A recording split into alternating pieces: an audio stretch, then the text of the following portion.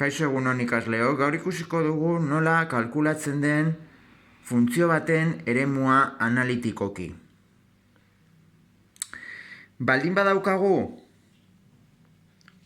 funtzio bat adibidez polinomikoa, da lehenengo mailakoa, bigarren mailakoa, edo hortik gorakoak, funtzio guzti hauek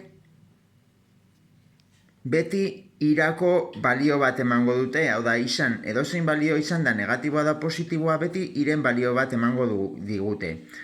Horregatik, funtzio polinomiko guztietan definizio eremua izango da R multzoa, hau da, minus infinitotik infinitora doazen balio guztiak, bai?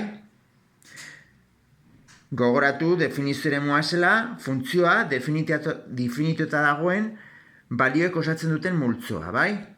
Bai, izen multzoa, bai? Aldiz baldin badaukagu adibidez funtzio arrazional bat, arrazionala esan nahi du zatik eta batez osatutako bi adierazpen, bai? Arrazionalak direnak, bai? Noiz emango du funtzio honek arazoa? Ba, izendatzailea 0 ematen duen balioentzat, zeren eta edozer gauza zati 0 ez da existitzen, ez dago baliorik horretarako, bale? Orduan egin behar dugu beti izendatzailea funtzio hauetan, funtzio mota hauetan egin behar dugu izendatzailea berdin zerora berdin du, bai?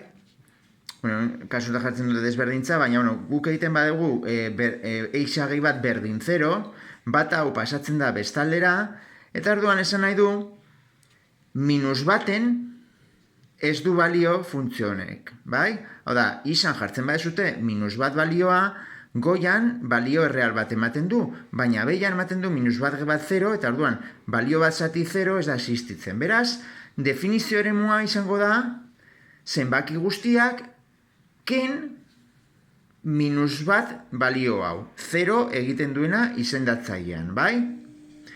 R minus minus bat, edo jar dezakezute parentesi artean minus infinitotik minus batera, parentesi, edo minus batetik infinitura. Gauza bera dela, bai? Baldin badaukagu, aldiz, funtzio errodun bat, ba begiratu behar dugu lehenengo gauza indizea, bai? Bikoitia edo bakoitia den. Bikoitia bada, gudakigunez, barruko argumentua izan behar dela zenbaki positibo bat, funtzioak balio bat emateko irentzat, bai?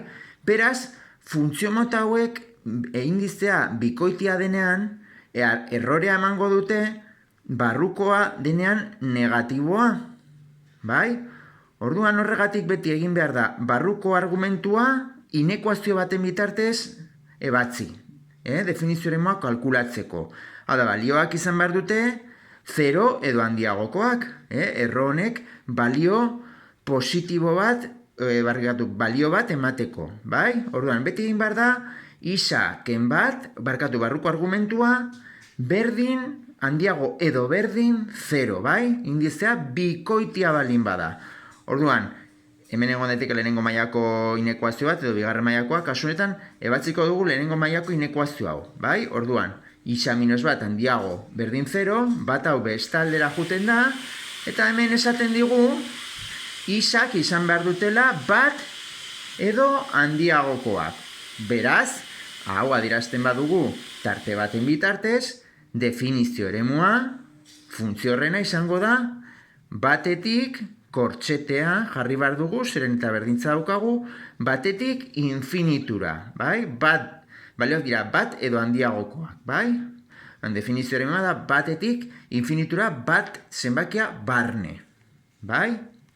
Aldiz baldin badaukagu indizea bakoitia baldin badugu, orduan berdin zaigu barruko argumentua, porque emango digu beti balio bat.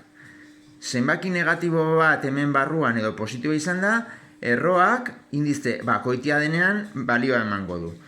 kasu honetan, daukagu, horrez gain, barruan daukagu arrazional bat. Orduan, orain bai egin behar dugu bekoa berdin 0, bai? Kasu horretan, arrazionala daukagulako, bai?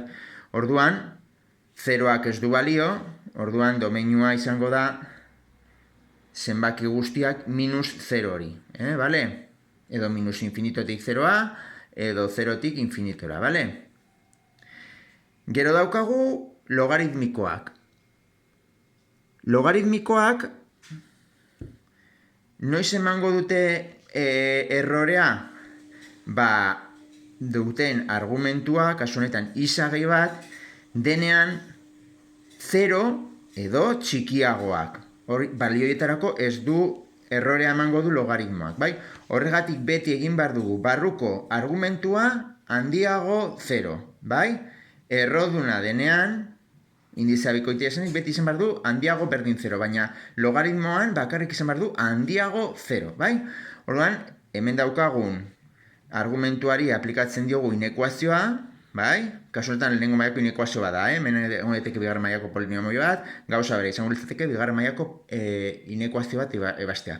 Kasu honetan, izagi bat handiago 0 egiten dugu, bat hau bestaldera pasatzen dugu, eta honek adierazten digu isa izan behar dula minus bat baino handiagoa. Orduan, hemen jarri behar dugu definizio eremua, parentesia minus batetik infinitura. Hau da, minus batetik aurrera dauden balio guztientzat balio du. Bai? Definizio eremua. Eta bukatzeko ditugu kosinua eta sinua funtzioak adibidez. Hau da, funtzio trigonometrikoak. Hemen ez dago arazorik kosinuan argumentua edozein izan da funtzioak beti jarraiak dira, minus infinitotik infinitora da. Argumentuan sartuz edozein balio, emango digu funtzio jarrai bat. Minus infinitotik minus infinitora. Sinuarekin gauza bera, Hemen ez da agertzen, baina tangenteak bai arazoak izango ditu argumentua denan 80 gradu eta 270 gradu, bale? Baina sinua da kosinua baldin badira, funtzio trigonometriko horiek, beti definizio eremu guztian izango da R, minus infinitotik infinitora. Bai?